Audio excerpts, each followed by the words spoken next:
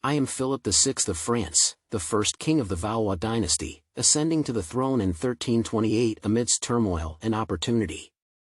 My reign began with the death of my cousin, Charles IV, the last Capetian king, who left no male heir. By the will of the peers and the rule of Salic law, which barred women from inheriting the throne, I, as the nephew of King Philip IV, was chosen to lead France. My early years as king were marked by the need to consolidate my power. Edward III of England, though only a boy then, contested my claim through his mother, Isabella, sister of Charles IV. His challenge lingered like a shadow over my reign, culminating later in a struggle that would define my kingship, the 100 Years' War. My first significant act as king was the suppression of a peasant uprising in Flanders in 1328. The Battle of Cassel was a decisive victory, solidifying my rule and reasserting the crown's authority over rebellious provinces. Yet, this success was but a brief reprieve from the trials that would come. In 1337, Edward III formally declared himself King of France, and the long and bitter war began. It was not merely a conflict of arms but one of strategy and alliances.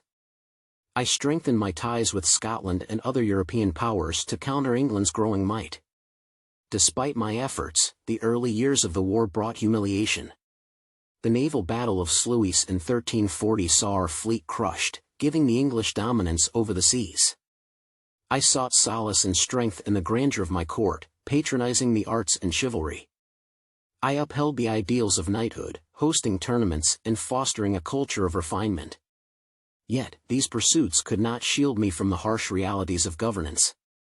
France faced economic strain as the war dragged on, its lands ravaged, and its people burdened with taxes to fund the conflict. The year 1346 brought further calamity with the Battle of Cassel, a devastating defeat for my forces against Edward III's disciplined army and deadly longbowmen. My son, John, Duke of Normandy, fought bravely, but our knights were no match for the English. It was a bitter lesson in the evolution of warfare, one that we had to learn at great cost. As if war were not enough, the Black Death swept across Europe in 1347, leaving death and despair in its wake. My kingdom was not spared, villages emptied, fields lay fallow, and the very fabric of society seemed to unravel. As king, I struggled to provide guidance and maintain order, turning to God for answers and urging my people to do the same. Despite these tribulations, I endeavored to maintain the dignity of the French crown. I expanded royal administration and reinforced the unity of the kingdom against internal and external threats. My faith in the divine right of kings remained unshaken, even as my health began to falter. By 1350, as my days waned, I passed the torch to my son, John II, with the hope that he would continue to defend and strengthen France. My reign was marked by trials, defeats, and resilience. I had faced the wrath of England, the scourge of plague, and the burdens of kingship with resolve, knowing that my legacy would endure through the Valois line. I am Philip VI, a king who ruled in an age of adversity, striving always to uphold the honor and sovereignty of France.